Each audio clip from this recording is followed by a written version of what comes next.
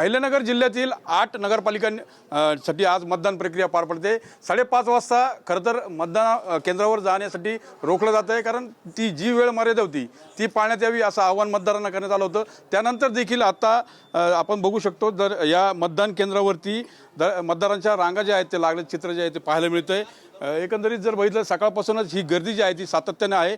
खरं तर एका मतदाराला 3 ठिकाणी मतदान करायचं असल्यामुळे काहीसा वेळ जो आहे तो मतदान करताना जातोय। एक नगराध्यक्षपद तर प्रभागातील 2 नगरसेवक अशा पद्धतीने मतदान जे आहे ते पार पडते आणि काही ठिकाणी अद्यापही लांबच्या लांब रांगा ज्या आहेत त्या मतदारांच्या लागल्याचं पाहायला मिळतंय। अहिल्यानगर जिल्ह्याचा जर विचार केला तर या ठिकाणी पालकमंत्री राधाकृष्ण विखे पाटील त्यासोबत काँग्रेसचे ज्येष्ठ नेते बाळासाहेब थोरात यांची प्रतिष्ठा पणाला लागलेली आहे।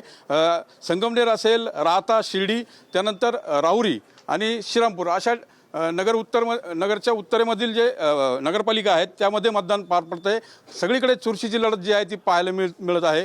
आता ही जी सत्ता यापूर्वी देखील राहत असेल, शिर्डी असेल, त्या ठिकाणी पालकमंत्री राधाकृष्ण विखे यांचीच राहिलेली आहे आणि ते हे हागड राखतात का ते पाहणं महत्त्वाचं आहे। तर दुसरीकडे संगमनेरमध्ये बाळासाहेब थोरात यांची निर्विवाद सत्ता जी आहे ती नगरपालिकेवर होती, आता तिथे देखील चुरस पाहायला मिळते।